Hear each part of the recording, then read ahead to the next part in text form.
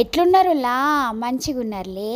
ఇక గియాటి ముచ్చట ఏందంటే ఒక పాతకాలం రోటి పచ్చడి చేసి చూపిస్తున్నా చూసేయండ్రి. గీ రెసిపీ అయితే మా అమ్మమ్మ దగ్గర నేర్చుకున్నానుల్లా. మస్తు కమ్మగుంటుంది, హెల్త్ బెనిఫిట్స్ కూడా మస్తు ఉంటాయి అన్నట్టు. గదేనుల్లా చెన్నెంగాకు రోటి పచ్చడి అన్నట్టు. మీకు ఎక్కడన్నా చెన్నెంగాకు దొరికితే మాత్రం పక్కా ట్రై చేయండి. ఇక ఎట్లా చేసుకోవాలన్నా చూపిస్తున్నా చూసేయండ్రి.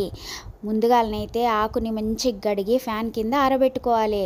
తడి ఆరిపోతేనే పచ్చడి చెయ్యుండ్రి, లేకపోతే పసరు పసరుగా టేస్ట్ అస్సలు మంచిగా రాదన్నట్టు. ఇక కడాయి పెట్టుకొని కొంచెం అంటే కొంచెం ఆయిల్ పోసుకొని మంచిగా ఆకుని వేయించుకోవాలి. వేయించుకున్నాక పక్క తీసి పెట్టుకొని అదే కడాయిలో కొంచెం అంటే కొంచెం ఆయిల్ పోసుకొని ఎండుమిరపకాయలు వేసి ఏగనీయాలన్నట్టు. ఇక ఎండుమిరపకాయలు కూడా వేగినాక పక్కకు పెట్టుకొని గదే కడాయిలో మళ్ళీ కొంచెం ఆయిల్ పోసుకొని టమాటాలు, కొత్తిమీర, చింతపండు, ఎల్లిగడ్డలు వేసి మగ్గనీయాలన్నట్టు. ఇక మగ్గినాక ఒక మిక్సీ జార్ తీసుకొని ఎండుమిరపకాయలు, ఎల్లిగడ్డ, జీలకర్ర, ఉప్పు వేసి మంచిగా మిక్సీ పట్టుకోవాలి. ఇక మిరపకాయలలో వేయించి పెట్టుకున్న చెన్నెంగాకు వేసి కూడా మిక్సీ పట్టి ఇవి దంగినాక వేయించి మగ్గబెట్టి పెట్టుకున్నాం కదా టమాటా ముక్కలు వేసి మంచిగా మిక్సీ పడితే గంతనే పచ్చడి రెడీ.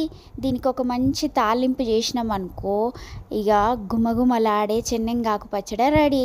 వేడి వేడి అన్నం వేసుకొని తింటే అబ్బా దంచుడే కుమ్ముడే అన్నట్టు ఉంటుంది. మీకు దొరికితే మాత్రం పక్కా అంటే పక్కగా ట్రై చేయండి, హెల్త్ బెనిఫిట్స్ మస్తు ఉంటాయి అన్నట్టు.